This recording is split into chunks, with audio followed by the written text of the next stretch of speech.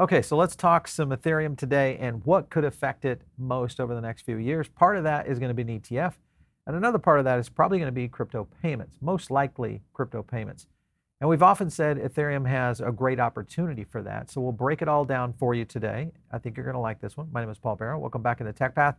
Let's get into a couple of things to lead this off on the potential of an ETF. Now, this, of course, is an ETF futures, but the idea is from an ETF futures comes an ETF.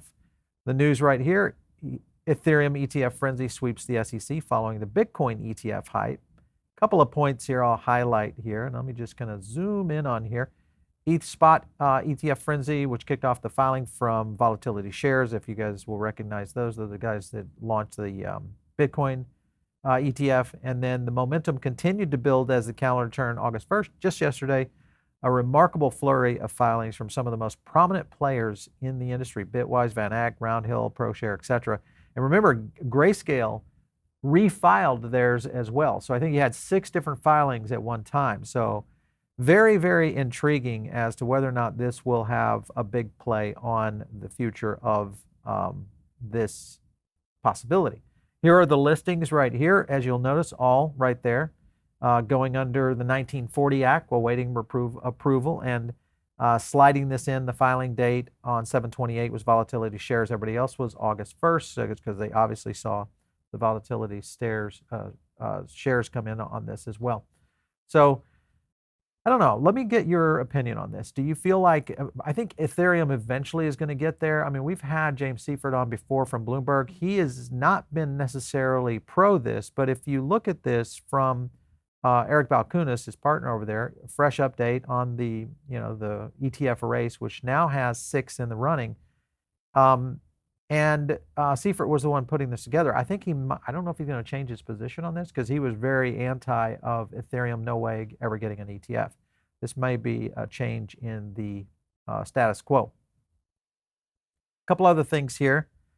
One more reason to invest in ETH as it outperforms Bitcoin in July. A couple of points here they hit on. Past 30 days, Ethereum's market price increased 4.9 compared to Bitcoin. So a little bit attributed to Ethereum's rebounding network growth, which is really significant. If you just think about Ethereum as a whole, and this is something that I'm doing as my strategy, is starting to shift quite a few assets into ETH as a whole, or at least in the infrastructure. The other one that plays into this is going to be Solana, Matic, and we'll kind of break all of these down for you today and give you guys a full rundown on this. But there's a lot of opportunity here, I think, as ETH could be eyeing up a really good run here.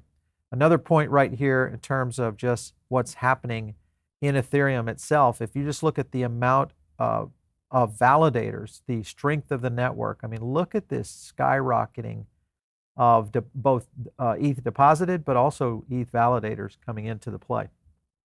Again, just shows a healthy network, shows a great opportunity for Ethereum as being one of the core elements. Now, when you have a network that is this broad, this massive, the opportunity here for going into payments is real. And there is a big opportunity here that plays up right into the hands of ETH as a whole.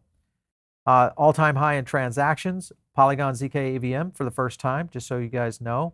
Polygon was on our list early in the year as one of the biggest. If you think Polygon, you might as well say ETH, because they're tied into it as a layer 2. Obviously, transactions going up on the zkEVM daily transactions chart, showing some pretty significant moves. So what it has caused us to reassess our position. Polygon's still tracked in our CPI, our Crypto Power Index. If you're not part of that, click the link down below and get in on some of these, these early trades, because this is a great opportunity for you to see some of the sentiment. But we're starting to dabble back into Polygon and buy a little bit of Polygon, starting to shore up a position and looking at it now as we go forward, because it has had a big correction.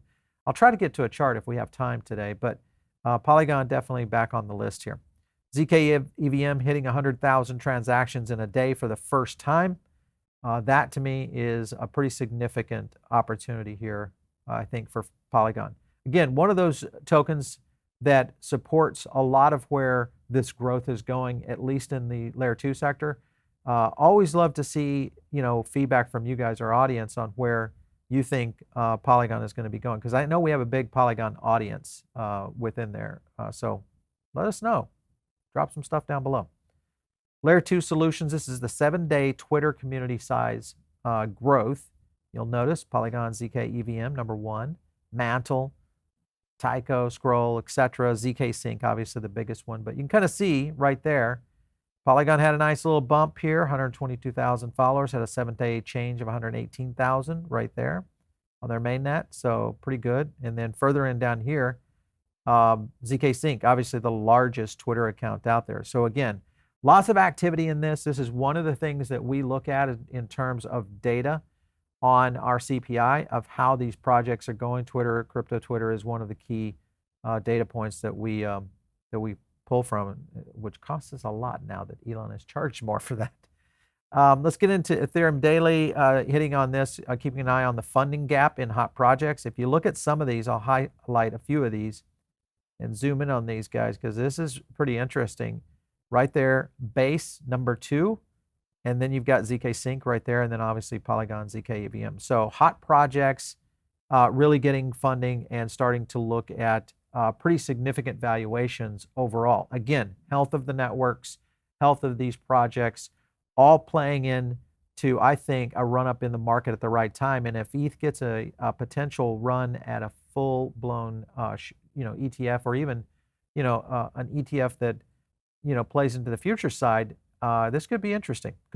Here was, of course, Brian Armstrong hitting up the idea of next stop for crypto is to make payments instant, free globally.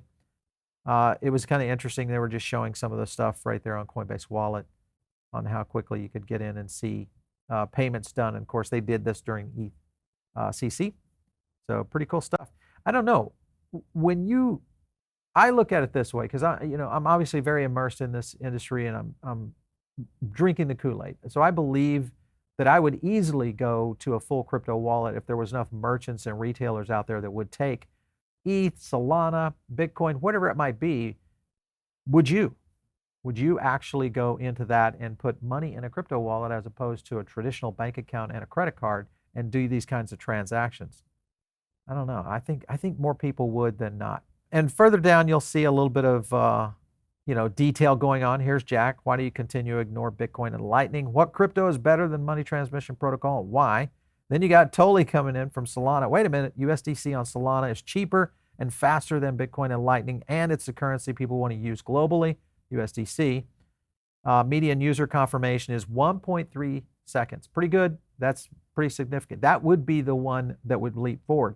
So Solana obviously showing a little bit of rub there, and I think there's some opportunity. The good thing is there's some good competition for how payments will roll out, I think, within crypto as a whole. Here, of course, is Google coming in. Just as a reminder, Google Cloud now will run an authenticator on Celo. Google's cloud blockchain node engine will also help Celo migrate to Ethereum Layer 2. Now, we've had the Celo guys on before. I don't know that I'm a big fan of this model, but the idea is that an entire blockchain has moved on to Ethereum and now running out there. So again, it just shows how ETH is kind of like software eating the world, ETH eating the world here in terms of potential innovation. All right, so this tweet kind of hitting on new features within Ethereum on account abstraction. This, of course, showing self-custody payments wallet built in for the mainstream. No download or sign up required. This is a big deal. And when you think about this, these are some of the things in terms of advancement, especially account abstraction, that is going to be very critical of this kind of technology moving forward. Let's take a look here at this clip that kind of explains it. Beam is the easiest wallet ever. No app, no sign up, it just works. Transferring value should be that simple. So here's how Beam works. Send money to anyone with a link that's as good as cash, or scan their code, or enter their username. No need for them to download an app or onboard, and even better, no limits, no censorship, total self-custody. And you're the type that wants to get to know what's going on under the hood. Pop it, let's take a quick look. Beam is a smart contract wallet powered by account abstraction. But before it's even on chain, your friends can send to it thanks to Create 2. And you can instantly access it on beam.eco thanks to Austin Griffith's burner wallet framework. No onboarding required. Instant. Even after you have your wallet, you can shard the key and save access with your Twitter account through Web3 Auth. Plus, usernames are ENS subdomains on L2. Then paymasters let you pay gas in the token you're sending with fixed low fees. StackUp powers them for Beam. You're also probably wondering how Beam lets you text someone money. The answer? Magic links. They're freaking magic. Don't ask. The team at Peanut Protocol has hooked us up with the ability to send crypto via links. You can send your friend money via text or WhatsApp or email or Messenger or Pigeon. Beam runs on Optimism. Base is up next. But really, users should never worry about what chain they're on. When you use Beam, you see your combined balances across all chains. And when you send, it just smartly sends however it needs to. No need to switch networks, find networks, fix networks. It all just freaking works. No need to worry about chains, addresses, keys, phrases, or gas. But you still get all the promises of crypto. All this, and when you look at it from the street, it looks like a Kia. It looks like a Kia. I like that. If anything, the video creativity on that is absolutely off the charts. So kudos to the Beam guys. Fun stuff. And I think the cool attention to detail here is this whole idea of just making it super easy. And anytime payments get in the way, have you guys used Zelle in the past? It's kind of clunky. It's the old, traditional finance model. I still can't get over the video. But there's others doing this. You've got OKX right now adding new account abstraction feature to its Web3 wallet. So this is something that's not going away. This is going to be around. And I think this is one of those things that could leverage up. Remember, he showed a connection there to Twitter. This could be another angle in which Elon is going after payments within X.com. So remember, Elon's still pushing hard to create the ultimate payment and finance app out there with X.com. All right, there are some other things happening out there. Gamestop citing regulatory uncertainty. They're dropping their extension, their crypto wallet idea, the support side. And the point is that right now, brands and maybe even traditional businesses, they just don't have the stomach for this yet. And I think we are dealing with a short period of time window. This may be within the next 12 months to where we're going to see an acceleration on this. I think it is a time in which Solana is going to be a part of this. Obviously, Ethereum will be a part of this. Polygon will get into this as well. You're just going to have so many potentials here, along with, Bitcoin is probably going to have some challengers within this as well. But I want to jump over to this right here on Solana, just to remind everybody that Solana Pay is out there today and already working. This is something that I think will be one of, and I don't know, have you guys used Solana Pay? Has any of you, for those of you who maybe own a Solana phone, or are you using Solana Pay in any other format? Love to kind of get your feedback and definitely drop in some stuff down below. So I'm just laughing about that video. I want to go to another video here. This is the TipLink explanation. This is important, so listen to this one right here.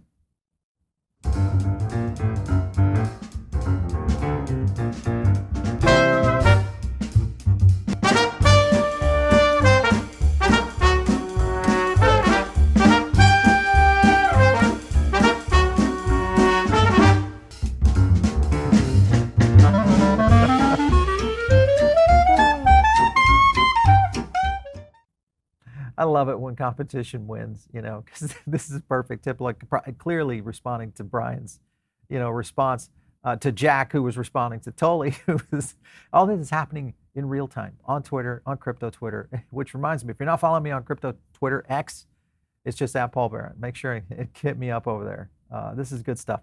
Another thing right here, TipLink, a couple of things here that I thought was interesting is each Playband contains a TipLink wallet via NFT. So this is going into other aspects. If you kind of look at this down here, this could be used for a lot of different scenarios. So he's scanning a band, so this could be events, all sorts of things that could play into the phygital side of this, of tying into quick, fast, secure crypto payments, especially in these low cost and very fast transaction networks like Solana, etc. So very good one coming up for sure. NFC tag in the Playband. Very cool, very cool. I've got another clip here that I think is a good one. And this one is going into the WellsFargo connection with Solana. Look at this one. TipLink users in the US are now capable of withdrawing crypto directly to their bank account. Say my friend just sent me a link with $5 in USDC on it. All I need to do is sign in with Google, and it withdraws the $5 into my own self-custodial TipLink account. I've already completed KYC and linked my bank account via Plaid, so now I can select the amount and the settlement method. We support ACH and RTP. I then go ahead and log into my Wells Fargo account where I can see the payment is settled within a couple minutes. Anybody can send and receive not only crypto, but real money with just a link. This is great. I think this is going to kill Zelle. This takes out legacy payment systems and infrastructure so fast, as long as we can do one thing, and that is get enough critical mass adoption. That is the big elephant in the room, for sure. Let me go over to this next clip. It's talking about merchant loyalty, which is very critical. Retail could be the one that brings this in to create mass adoption out there, especially these big brands. Look at this one. And as you can see here, I've got my Atlas Cafe NFT, and it's more than just a pretty profile pic. This Atlas Cafe NFT will serve as a 20% discount for all future Solana Pay transactions at Atlas Cafe. So let's say I want to buy 4 t-shirts. Each of the t-shirts is 25 cents, and I want to check out. It's $1.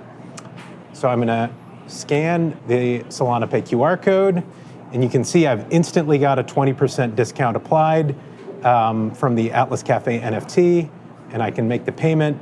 And what you'll see is when the transaction is complete, I will have paid for my t-shirts, but I'll have gotten them for 88 cents. Transactions complete on the POS, NFT loyalty in a box. This will be, especially when you think about the evolution of where Solana Pay is going, this will be one of the critical things that changes the game. The key will be what retailers, whether it's restaurant industry, possibly general retail, will be the ones that really step out and do something this advanced. Because I think it depends on the demographic of that particular business. If they have the right demographic, this could play very quickly and move very fast. That's the other aspect of this. So again, these are playing into a lot of solid, blockchain projects out there that we invest in. Ethereum, very heavy in terms of our portfolio. Matic, Polygon, with their growth and continued opportunity there. And then Solana playing into this. But let's not forget about Avalanche and kind of what they're doing as well. There's a lot of really good projects that I think are going to be very interesting in the short term. Here's just some additional showing, just some additional elements here showing just how easy Solana Pay is being integrated across a variety of different platforms right there. So pretty cool stuff on how this technology is moving so quickly. And I think it's just a matter of time. We're going to see so much more of it. I want to go to the last couple of clips here that really break down where Bitcoin is. Now, if you look at what Mahlers is saying in this clip, it kind of shows the current status of Bitcoin as a payment infrastructure. Listen in. We're living in a country right now where the SEC is fighting with Brian Armstrong, and we're going global, headquartered out of El Salvador. It's really fucking awesome, man. It's really a beautiful thing. We took our typography that I picked in my room, Cosmic Sands looking typography, and we changed it, and we made it stand for something. It's clean, it's beautiful, but it's punk, and it's all caps. So if you click this little white button on the new Strike app, it'll pop up, and it'll give you your Bitcoin and your cash balance. And it's amazing, and it's beautiful. Look at that, isn't that cool? It looks beautiful, doesn't it? It's awesome. We let you make Lightning payments with your cash or your Bitcoin. Do you want to make this payment with your cash or your Bitcoin? Look at that. Strike now supports Lightning address. And we're giving an awesome, beautiful, punk, unconventional, really daring black and white brand to billions of people. Okay, so again, this is just showing that Strike obviously is kind of going in this direction as well. Is it as dynamic as what's happening in the ETH ecosystem, the Solana ecosystem? I just don't know. I think the acceleration of that in terms of development is quite a bit slower. We'll see how it plays out. It's still yet to be done. Let's go to this last clip here on Lightning limitations. The name of today's event is Lightning Limitations, about Lightning's shortcomings so we can address them. Yeah, Lightning does not scale that far. We're back to this world where we're talking about compressing transactions to get them on chain. Certainly for larger volume payments, it just doesn't work. On top of that, there's a million UX issues that still need to be worked through. Lightning UX is great when it works, and when it doesn't, currently users are basically left in the dark. The payment didn't work. Try again, I guess. We've all been working on Lightning stuff for years now, and it still feels like there's so much work to do. Currently, it is way too hard to run a Lightning node. The current state of the Lightning network is very, very, very, very bad for privacy. You can discover node balances relatively trivially with probing. We need payments to randomly fail, maybe, to reduce the effect of probing. We may need to charge for upfront fees for payments, which may increase fees across the network, which people don't like. And on top of that, all of these things may or may not work, so we need more academic research to see whether they will work.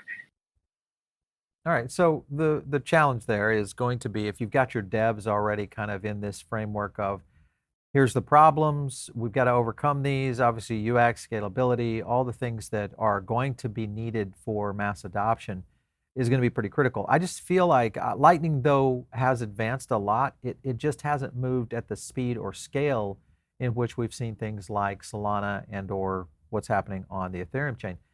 I don't know. I'd love to get you guys' feedback.